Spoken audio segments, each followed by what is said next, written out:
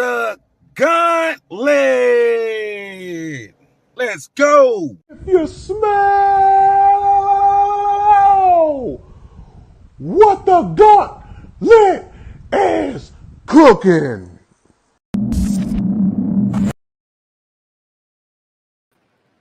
What's up?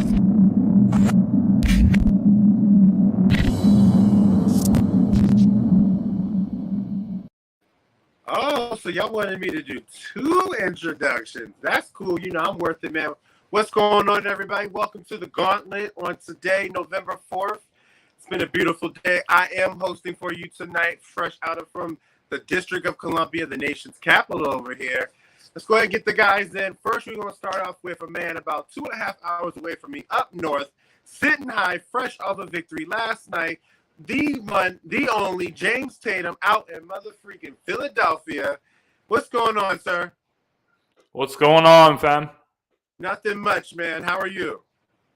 I'm hanging in there, bro, but it's Friday. We made it through another week and just ready to talk about some good stuff tonight.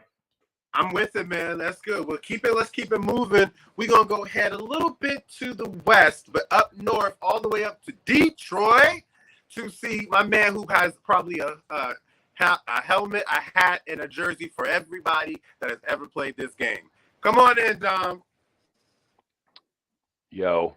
Let's go. What? That's dry. Oh, what? That's very dry. Yeah, because what do you want me to say? But long week. How y'all doing? I'm exhausted. Man, can y'all please send a message to tell Dom to get his energy together? Let's go. Thank you. Hey, listen, I'm here instead of, an extra in deliverance. All right, on that. And we are going to go finally downtown to H-Town, which is a personal favorite city of mine, to see the one, the only, who I sometimes forget his name is this, Jay Nelson. Yeah, sometimes he calls me by the government name, too. I was saying that. I was going to let that. Now you want to bring that up. I was just going to move on. No, it's all good. It's all good, man. How you doing, JJ? I am doing good. I am doing well. You guys have to forgive me because I kind of have a little bit of a brain fart. Is here? Say again? Say it again. Is coming? No, No. actually, he's not. Okay. Something happened. So I have the guys here, everybody, because I be losing it. I don't need to be knowing. I have Who? to sit here and keep up with them. I'm the of King. Get it going. Sports more on the week. All right. Yeah, let us know what Sports Moron on the Week is all about. Oh, yes, of course. Sports more on the week is basically when you come across somebody that makes you go be like, bruh, we don't need to have a conversation anymore. Basically, somebody that makes a statement or that you just have to say, why do we even talk sports with you? So we'll go started with the man all the way in front of me, Philadelphia. Hold on one second. You want me to go first? I figure we do the round. Fair enough. In my opinion, the NBA should be the sports morons of the week. For the way the Kyrie Irving situation has been handled. This is egregious. This is terrible. This is awful. I mean, to put a long story short, Kyrie Irving posted a link about this this film on Amazon. The name of the film is called Hebrews to Negroes, and it's basically about how they believe that African Americans were the real Jewish people, and then a lot of people in the Jewish community are upset. I'm not saying that I agree with Kyrie Irving's views or anything like that, but this is a free country, and people have free speech, and all Kyrie did was he shared something. And then Can I say one thing real quick? Go ahead. Did he forget which religion that Adam Silver is a practicing member of? It doesn't matter. Everyone has the free right to religion. Everyone has the free right in this country to say how they feel about different things. But I don't hate. The problem is that Kyrie has a target on his back. And it doesn't matter what he says or does, he's always having people coming after him. Part of it's his fault, but in this situation, I don't think there was a problem with. Look at us on the Gauntlet. We come in hot, y'all. But he knows that. This is my point. And I said the exact same thing about target on your back. It's like me with the umpires in that church softball league. He has a target on his back. This film was released in 2018. It's 2022, so it's been 4 years since this film was released. Okay, but hold on. Explain to me how. Hold on. We can explain the not about love you, Don. Moron is him. You know, I'm just saying, like, for the NBA. All right, but as I was saying, the film was released in 2018. It's 2022. Do the math. 4 years. Where were the people saying stuff about this film? I'll tell you where they are. They don't care. Like, they don't care that there's misinformation in this film.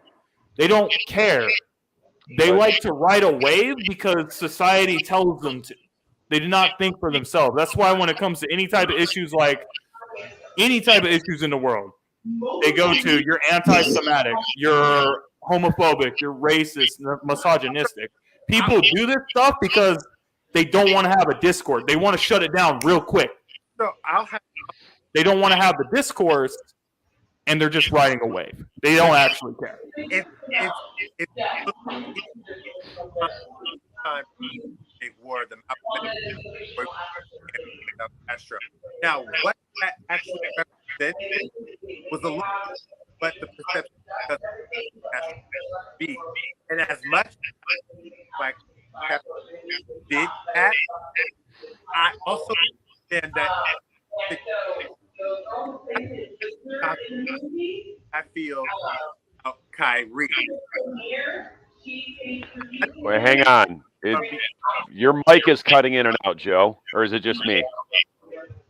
All right, let me try. How about now? That's better. The closer you are to it, we can hear you better. And there's background noise in somebody's joint. There we go. Looking at you, Jay. Is this okay? Is this good? Yes. Okay, so yeah, Better. but, that's all I have to say about that one, Mr. J. But keep going because it is your moron unless you finish and want to. Well, I mean, what I'm saying is people are riding away. People do not care about these issues. People care about these issues when everyone on TV are saying, oh, Kyrie's this. Kyrie should apologize. He got suspended because he didn't make a disingenuous fake apology. And now he has to do all this stuff. He has to meet with Jewish leaders in Brooklyn, and he has to do this and that, and just to get reinstated from his suspension. It's absolutely ridiculous. Like, the NBA is treating him like he's not a human being that doesn't have human rights.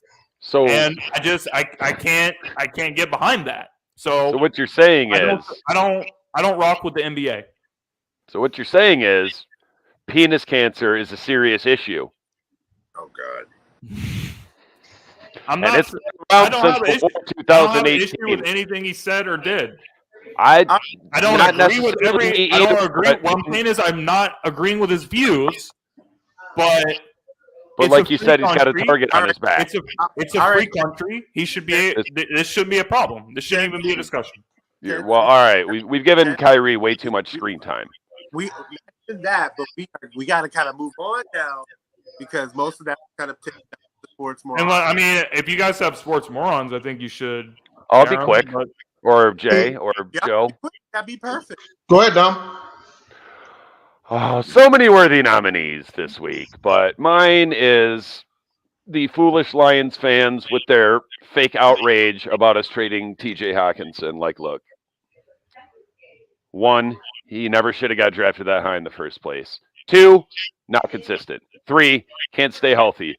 4, was looking for top 3 to 5 tight end money. The fact that we got rid of him and got anything,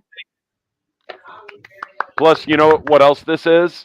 Slowly but surely, and Swift would have gone too if he was healthier. This is Brad Holmes getting rid of those Bob Quinn mistakes because you know what? TJ Hawkinson at number 8 overall, mistake. DeAndre Swift, high in the second round, can't stay healthy. Mistake. Jay? JJ? Actually, didn't have one. I was going to touch on the whole. I was going to touch on the whole Kyrie thing, but then you brought up the Detroit Lions one. That move, I can give you one. I didn't get the move at all. I didn't. I mean, this is just me. Me personally, I'd have kept him. But if you're going to deal the man, why? First of all, don't deal him within the division. Second of all, you got pennies back for him. You know, like that's just a second round pick back. Second and a third, but we had to give up some picks. That's but the you had to lesson give learned. that up too. Yeah, you know, so yeah, that's yeah, the that easiest right replaced position on offense. Yeah, running back. Just because y'all sit there and says, oh my gosh, I said this earlier in the year. My moron is anybody that ever hyped up the Detroit Lions to do something happens every single year. And so at the end of the day, listen, Dom, no shame. I'm calling way to dunk on that 6-foot hoop. I'm calling you out on this one because I could sure as hell remember you was hyping up DeAndre Swift and TJ Hawkinson early in the season. Everybody No.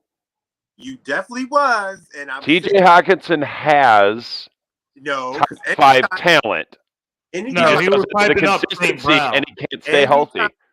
Anytime I was sitting there and they have a conversation about a tight end, you had to mention him. You had to.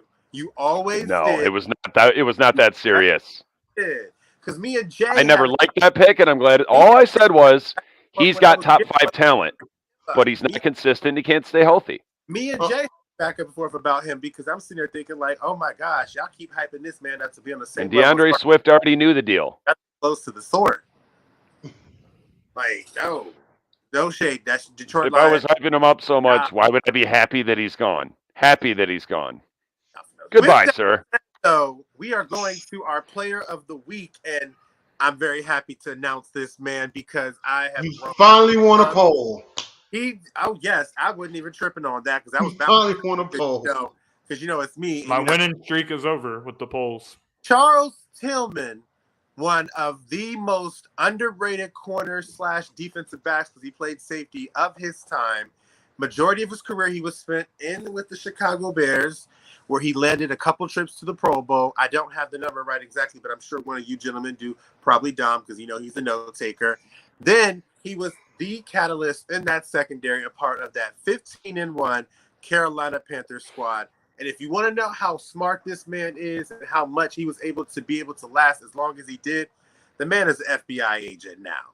You don't get a chance to get there unless you have the ability to do thought process and critical thinking, which is essential to being a defensive back, analyzing offense or their route tree and things of that nature.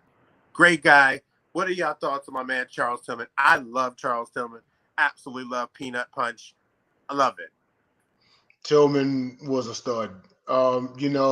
He was one of the staple members of that Lovie Smith defense that went to the Super Bowl in 2006, and of course the 15-1 Panthers. He was still a stud then. He made first team All-Pro. He's a 2-time Pro Bowler. He's a forced fumble leader in 2012. He's also a Walter Payton Man of the Year, so he's just as good of a man off the field as he is on. And also, he's one of the 100 greatest Bears of all time. Most forced fumbles in a season, 10, tied with Uzi Miura and Robert Mathis in 2012. And he holds the record for the most forced fumbles in a game with 4. He ended his career with 44 forced fumbles.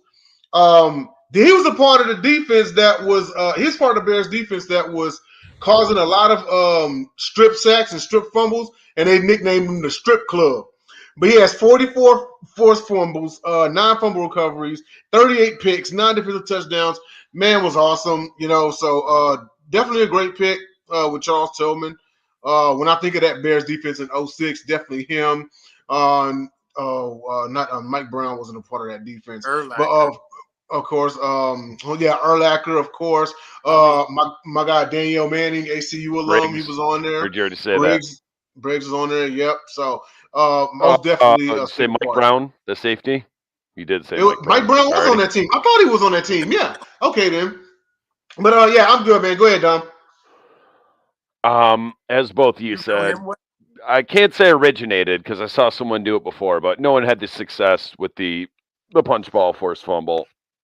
What I didn't know till today, Chicago native, born there, went to high school in Texas. It was also right. I mean, he was on the beginning end of that prototypical. Another thing I didn't quite realize, I knew he wasn't small. Didn't know he was 6'2", 210. And JJ brought up a good point about the FBI agent and how there's actually something above his neck, like pretty cerebral, like big dude, not really that fast, but in my mind, kind of Richard Sherman-esque. And the fact that he was in the league for as long as he was, those 2 Pro Bowls and that 1 All-Pro came when he was age 30 and 31. Can I say? I love peanuts, so that's all I have to say about Circus Peanuts? I knew it. He's just a great dude, and he was, to Jay's point, that year, I think it was 2010, where their defense had like a string of touchdowns every game, and he was a part of that. Had a fumble force that was taken back as a touchdown. Tim Jennings had like 6 interceptions that year and had a touchdown. Like Charles Tillman made plays. I had actually wanted the Ravens to pair him up with Ed Reed when he was thinking about hitting the mark. I thought that would have been a great boost for that team and what we would have needed. He would have been a perfect fit, but we didn't get a chance to get him. I wanted, the Lions had a game a few years ago, maybe against the Bears, but one of our DBs said that he had a phone conversation with Peanut, and we literally had 5 forced fumbles, 4 of which recovered on the punch. There you go. Now, to continue something like this, because Charles was a grinder. Charles grinded through everything. He made his way. We are going to turn into what we call the Gauntlet Grinders. It's a new segment this year that we just recognize a player from the AFC and the NFC for each week. And we recognize what they've done, how they've been accomplished, and how they grinded and did their work. So let's go ahead and start up with the man in Philly. Go ahead and give us some of your Gauntlet Grinders, and we'll go around the table. I mean, you guys already know who mine is. It's A.J. Brown against the Pittsburgh Steelers, 156 yards, 3 touchdowns, couldn't be stopped. He caught 3 touchdowns over – they were double covering him on every single one. That was the second one or the third one? There was another play. There was another play where Minkah Fitzpatrick caught him from behind, but he caught a slant route. He almost took it to the house. Minkah Fitzpatrick, shoestring tackled him and stopped him, or he would have had 4 touchdowns and probably close to 200 yards. A.J. Brown, acquired by the Eagles in the offseason, paid the $100 million. He's been every bit worth of all the money. He's top 5 in the league in receiving yards. And this season, he's on pace to have his best ever season. He's on pace to have over 1,500 yards and 12 touchdowns, which would be absolutely insane to see. He's being used completely differently than he was with the Tennessee Titans. We all know with Tennessee, their offense is all predicated with Derrick Henry. So, he hit the 1,000-yard mark a couple times with Tennessee, but he's more or less of I don't really want to say decoy, but he definitely wasn't like a major focal point with the Titans offense. But whereas with the Eagles, we're trying to get him the ball as much as possible. And that's why we're seeing A.J. Brown make such a big impact with the Eagles this season. Worth all the money, worth the first-round pick that they traded to the Titans to pick him up. And he has that great chemistry with Jalen Hurts. So I just think it's going to continue to keep getting better as the season goes on. Okay. Hey, James, you said he's on pace for 12 touchdowns, right?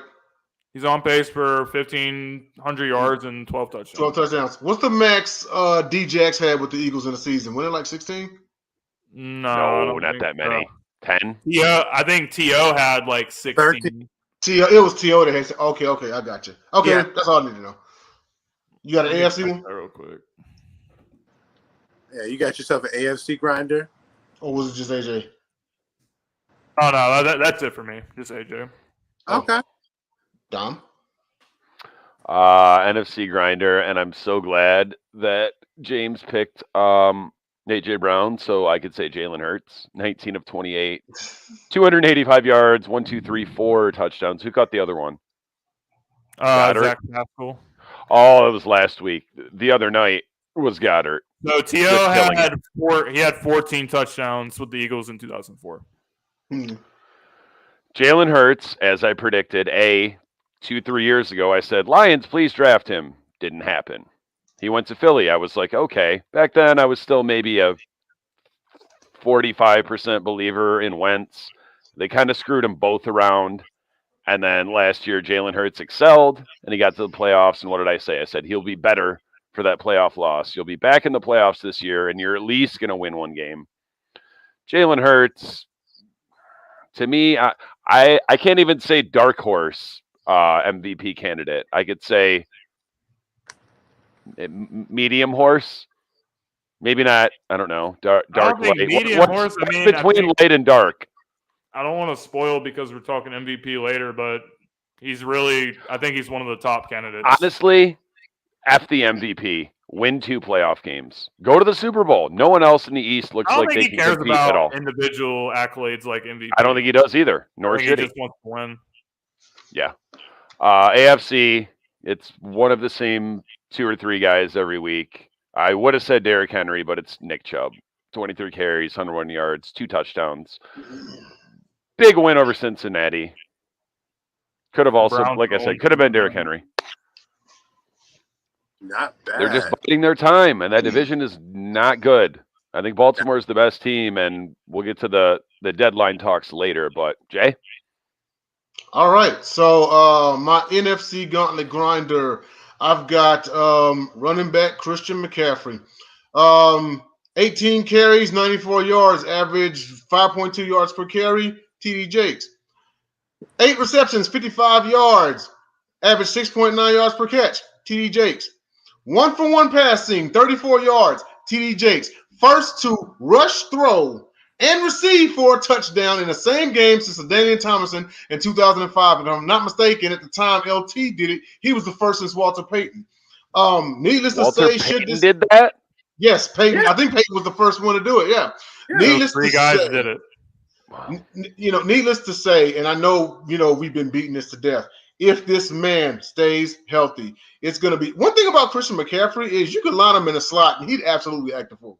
But that's the greatness about him. He can carry the ball at the middle. He can rush it around the side. He can line up in the slot. You can switch him out wide, not permanently wide, obviously. But, he's a Swiss Army knife, I dearly hope that he stays healthy and he continues to be a great asset. They beat the Rams, who they have historically, save for the NFC Championship game. In the regular season, this is like their 8th in a row. Yeah, every year, so and incoming jokes about McCaffrey can throw a better ball than Garoppolo. Yeah, we've heard it, throughout the week. But he was he just might. That ball was pretty clean. But he was my NFC Gauntlet grinder. My AFC Gauntlet grinder, Tua Tagovailoa. He had 29 shout out Jacob, 29, 36, 382 yards. He averaged 10.6 yards per attempt, 3 TD Jakes, QBR of 92.7, passer rating of 138.7. Absolute career day. He is slowly, in my humble opinion, putting to bed the passing criticisms from the offseason and any years before. Now, does Hill have something to do with it? Maybe so. Yeah. Or maybe the man improved on his arm. And Waddle with 2 healthy legs. And Gesicki. Well, no, but you know what? It's not out of Mostert because he's not hurt yet. It's not out of the realm of thought that this man worked on his craft. Because remember the criticisms about Lamar Jackson, and then he won MVP. You didn't see that game, though. Did you see Tua rear back as far as he could and struggle and whip it forward, and Reek still had to come back. A fly turned into a button. I don't think it matters. I mean, he's got playmakers around him. He gets him the ball and he does what he has to do. So hey, Dom, we're not putting this man as a top 5 quarterback. He doesn't have to be Patrick Mahomes or Josh Allen or somebody for the Dolphins to win games. I'm rooting for Tua. You just surround a man with talent, and that's exactly what they did. And he has been answering the call thus far because we all said if he does nothing with this team, then he's going to be holding a clipboard here shortly. Well, He heard the criticism, and he's been stepping up. So he's my AFC Gauntlet grinder. JJ, who you got? Okay, you know what? I just want to say I'm tired of my connection. It's making my hosting duties look a little bit off tonight. And I'm like, okay, not a cool thing.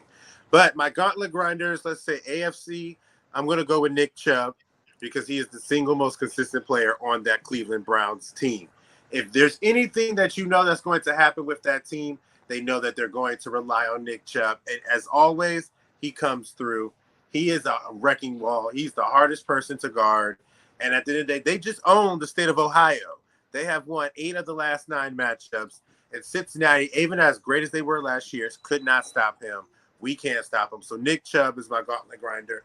And my gauntlet grinders in the NFC are going to be those linemen on the defensive side for the Philadelphia Eagles because they wreak havoc all over the field. Jordan Davis was playing this game. Hargraves.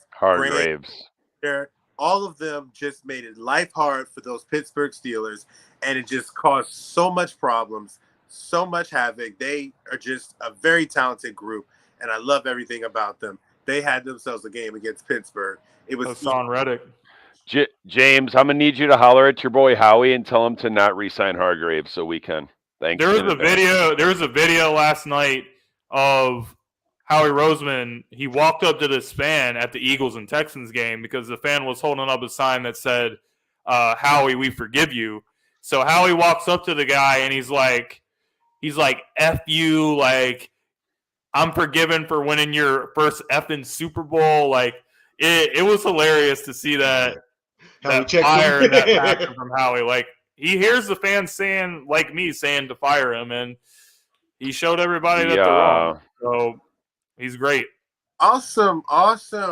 We're going to take a quick commercial break right now. Then we're going to come back and get into some real fun conversations. Oh, look, commercial break right there. Hey, guys. Sports fans are gearing up and saving big at Fanatics.com, the world's largest collection of officially licensed fan gear. From all the leagues, teams, and players you love, unique one-of-a-kind designs exclusively by Fanatics, and autographed collectibles from today's biggest stars shipped directly to your home. Join Fanatics Rewards for free to earn fan cash on every purchase. Shop now and for a limited time, get 20% off all orders. Fanatics.com, officially licensed everything. Shout out to our lovely people who have invested the time and the organizations into us.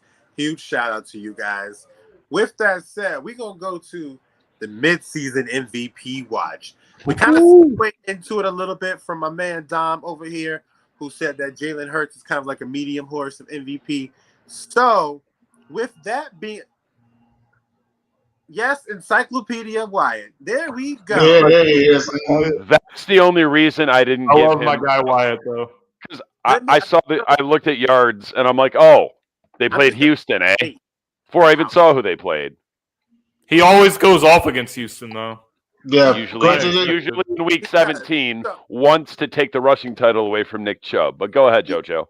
We're going to talk about the midseason MVP. And so I would like to start this off because I think I predicted this, and I definitely think this is going to come to fruition, even though it's going to be a neck and neck race.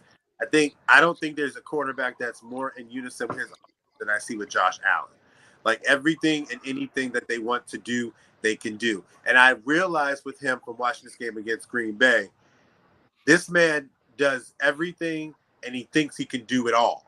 And sometimes he can mess his own great games up because he does a little too much. But at the end of the day, he's in unison. Patrick Mahomes is that guy that's on his tail. And then you have Jalen Hurts, who I think those are your top 3 candidates. But I do think the gap is between those guys. Mm-hmm. And, at the end of the day, I think it's going to come down to Josh Allen and Patrick Mahomes because I think they're two above and beyond the best quarterbacks in the game. And I think Josh is there. But a huge dark horse, and I'm going to hate for me to say this, and I just cannot believe I have to mention his name, is that man up in freaking Minnesota who a lot of people are... Oh, stop that. Wrong name. He's getting traction. He is getting traction, and they're quietly doing this. Kirk is not no MVP candidate. That division is trash. Although he did say dark horse. It's not like he said he's a favorite. So. Go ahead. I was just saying that's a dark horse from what I see. I thought I'd spice it up with y'all a little bit. Plus, I thought I'd get something a compliment for one. Look, if Mike Booth was watching, he would have loved that comment. Listen, I was just thinking about Booth earlier, like I miss him. Yeah, where the hell has he been? Anyhow, so mine is Josh Allen, but I do agree. I think by the season's end, it's gonna be between him and Hurts. 2,198 yards passing, 19 touchdowns, only 6 picks, only been sacked 11 times, 306 rushing yards, and 2 TDs. So he's got 21 total TD jigs so far. He not only that, he's got signature wins at Baltimore, at KC, both on the road. One of them was come from behind victory, and he beat A-Rod on Sunday Night Football. Although, do with that what you will, because we don't know what the Packers are right now. But you beat the guys that are put in front of you, plain and simple. He has been on a grind, no less, to get back to that AFC Championship game, to get back to the playoffs. I think he wants KC one more time, but half of him probably doesn't even care. He just wants to get to the Super Bowl, Easily, This man has been the best since Jim Kelly. I've told every Bills fan this. He's better than Jim Kelly. Absolutely. He's much more faster. He's faster. He's got a better arm. Everything, So, but yeah, absolutely. Mine's Josh Allen. As of right now, I think that he's gonna win it. I'm favoring yes as of right now, once again, but it's close. There's no runaways, not like in past years or anything like that. But Dom, who you got? Same. Josh Allen, Mahomes, Hurts. My dark horse, obviously, is one Eugene Cyril Smith III. Because listen, I would take that over Kirk Cousins. He's doing it with less. He is better. Their defense is better. Mm-hmm. They beat the Giants. Justin Jefferson and Thielen, and now T.J. Hawkinson are better than Metcalf, Lockett, and whoever. Dalvin Cook and Madison are between them better than Kenneth Walker by himself. If they had Rashad Penny and Walker, maybe I'd call it a wash. But like I said, it was not if Penny gets hurt, and now look at Kenneth Walker. K9. Shout out to Dameon Pierce, though. I hope he wins the MVP. But he better have at least the Eagles last night. He better have at least 200 more yards than Walker. Yeah, I mean, like with Pierce, like he's probably the front for one team. Yeah, he's probably stop this man. It's like James Robinson when he was a rookie on a 1-win team. Yeah, absolutely. Stop this man. I mean, I can hear people already saying like if he wins, well, it's only because Breece Hall got hurt or whatever. In which, but it was close. It was close when Hall got hurt anyway. So yeah, he was ahead in yards. It would have been sweet to watch had Hall not got hurt, and if Walker would have started at the beginning of the season because he was hurt, and then he had to wait, and he literally just forced his way into the games, and then Penny got hurt. Penny got hurt, yeah.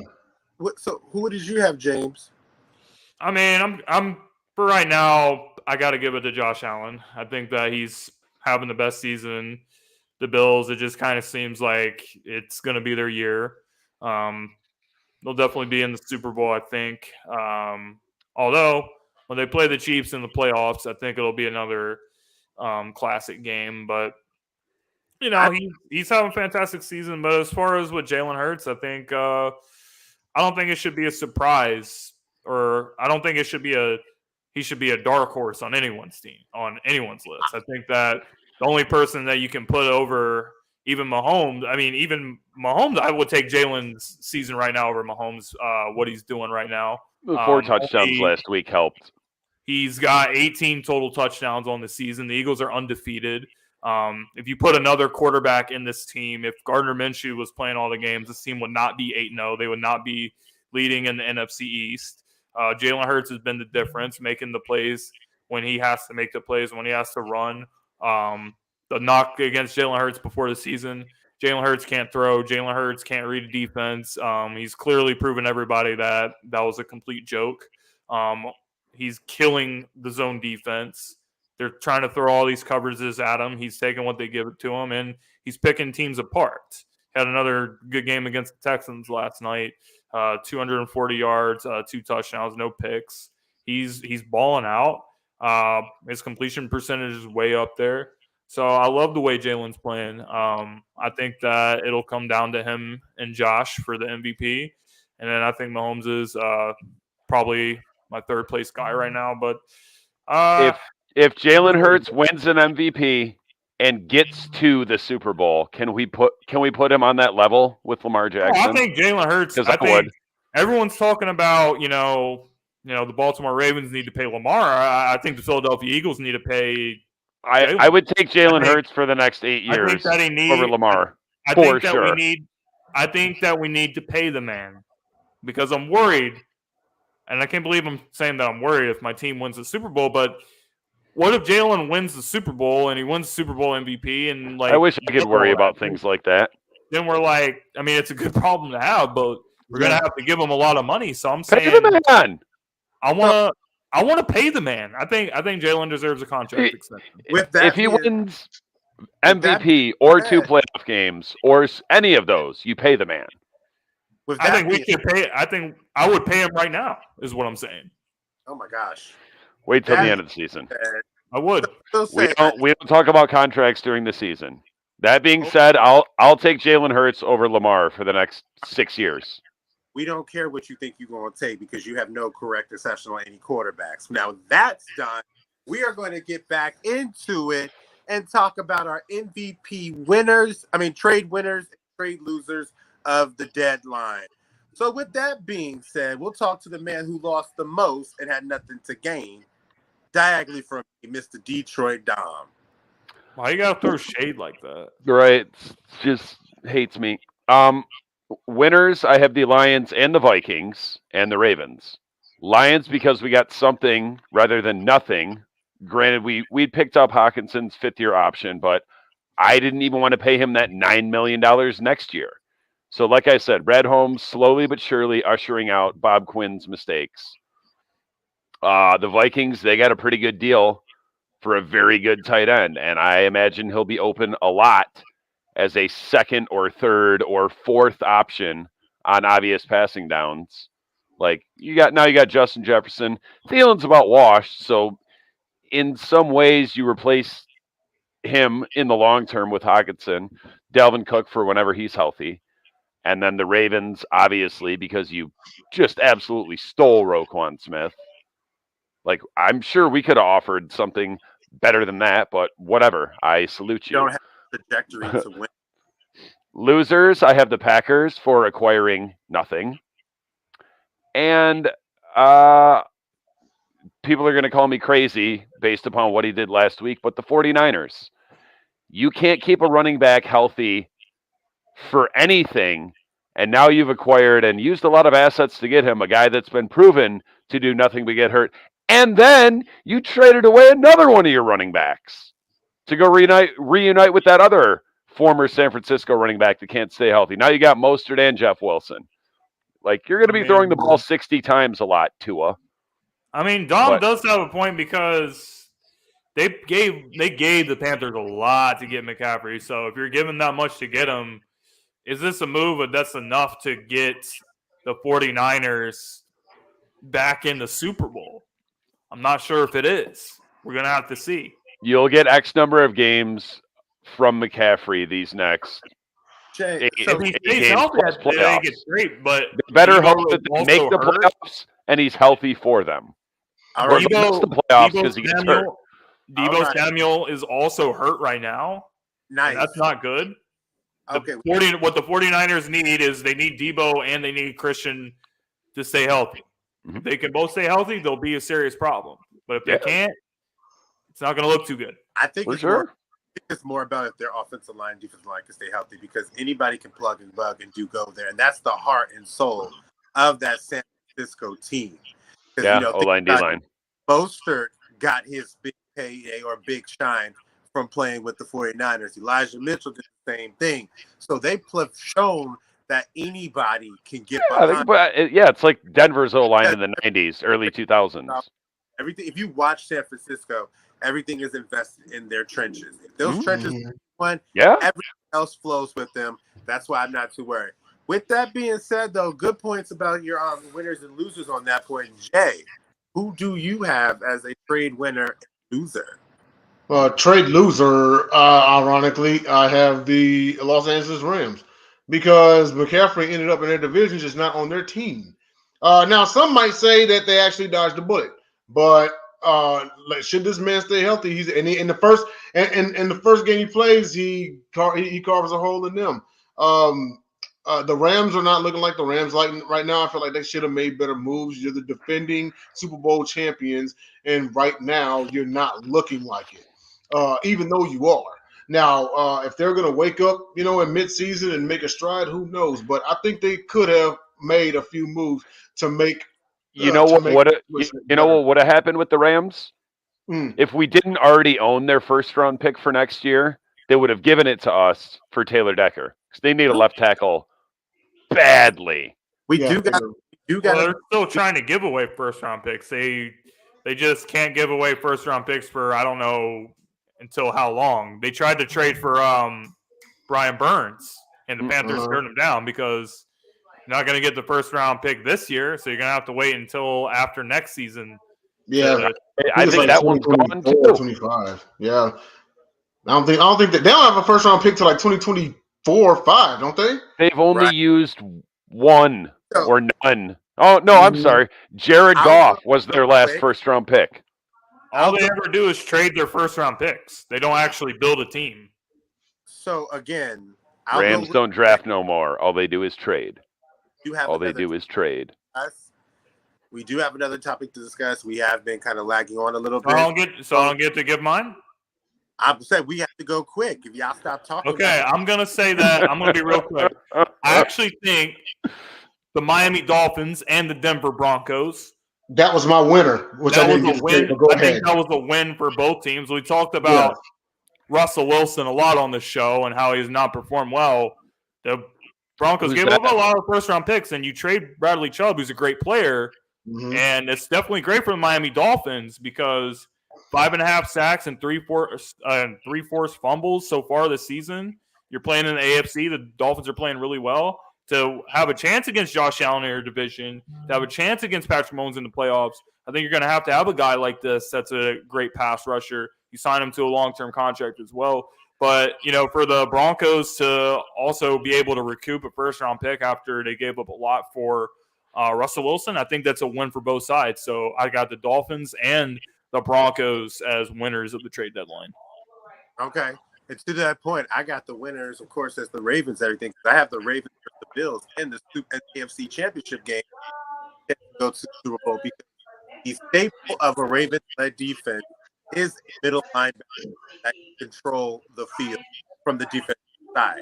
Ever since outside of Ray Lewis and C.J. Mosley, but that linebacker has been a hole in this defense. And they got Roquan. And if it doesn't pan out, they get a third-round compensatory pick in place of that. That let me know that the Ravens believe that they have a team, bad as they've played certain things or as inept as they've looked. They believe they have to really win. They know that they need to tighten up their defense with a chance to get back. And I would love the move to have Roquan here. And I love the Bradley Chubb to Miami as well. Because if you're going to beat any of these quarterbacks, whether it be Josh Allen, Patrick Mahomes, maybe a Lamar Jackson if you face them in the playoffs, you're going to have to rush the quarterback. And if you can't, you can't. So with that, is that how the NFL works? Still? We're going to go real quick on this one. I don't really have any air to discuss this conversation because I think I've said all I have to say about it. But Dan Snyder, we're trying to get him to sell the Commanders franchise, or did he already confirm he would? They're exploring options right now. He's trying to sell pieces of it. They're taking offers. Well, so we'll see. This is I'll go real quick. This is the NFL owner's situation of in real life when you have a job and they're like, hey, we're going to fire you or you can quit. Basically, it's like sell or we're going to force you to sell. But apparently it's not the whole team. I don't even know who would have the money to buy them. I don't know. I mean, I've been wanting him to sell for forever because if Dan Snyder isn't the worst owner in pro sports, it's James Dolan, but it's Bryce Snyder. I mean, I don't. clearly I want him to sell. I just want to see the rest of those emails because I also want to see Jerry Jones get forced to sell. He's got a whole lot of dirt. I already read something like he's about to start throwing people under the bus, and step one was selling the team. Which, please do, because Washington in the NFL is like the Knicks in the NBA. When those teams are better, the league is better. After with Snyder, I mean, it had been a long. I'm actually happy for Commanders fans for this, but he absolutely has to be the worst owner by far. Is he by far worse than Dolan? I don't think there's any other squad that got the feds looking at him, bro. By near. Well, is it any surprise? Okay. We know what's coming. Okay. Federal investigation. I think Dan Snyder is by far the worst owner. Let's just I think he's worse than Dolan. I don't think Dolan is. He is worse, but the gap's not that much. Dan Snyder literally is a kid that owns money, that owns a team. Just has attitude adjustments, reactionary. Dan Snyder doesn't know nothing about anything but money, and that's the only reason why he has this team. He don't know nothing about football. So the Fords. No, the Fords definitely got it. Oh, okay. Well, that being said, that's a nice little twist. Okay, go right ahead with the Philadelphia 76ers. Shots fired! But anyway, with that being said... No, I think he's right. Josh Harris is not good. We are going to get into our non-sports topic, which I'm not going to lie, I have to check out because I really don't I'm going to go get mine. Stats. So with that being said, the only thing I'm going to say is I love my PG4s. I have PG4s. That's the sneaker that I have. As far as favorite, I can show you a picture better than tell you. I think Dom's hang on a second. I gotta pull up a picture of mine. It ain't no basketball shoe. This man dipped out and didn't even turn off his camera. Unprofessional AF. We gotta this is my all-time favorite right here. The Gangsta Nikes. Oh, Cortez. The Cortez is I didn't go there, but I could have. Shout out to you, Jacob Kime. And then on top of that, it came in like all colors. You could red them out, blue, yellow, green, whichever. Like I want them. I definitely want them to make a comeback. But hell, I may just go and order a pair just to do it. You can get them on eBay for like $60. Yeah. I could like have my whole wall lined up like every color, but especially gray because I wear a lot of gray. But I would love to have a pair of gray Gangsta Nike. But that's my favorite sneaker of all time. Like, don't get me wrong, I've had the Pippins. I've had no, I didn't have the Griffeys. Almost had the Harashis at one point. I've had the Kobe's and everything, and don't get me wrong. And the Kobe joints I had back in 2015. Shout out Marshall Hill. That was my birthday gift that year. Unconventional Kings fam. Yes, sir. Those were great shoes. Those were really great shoes.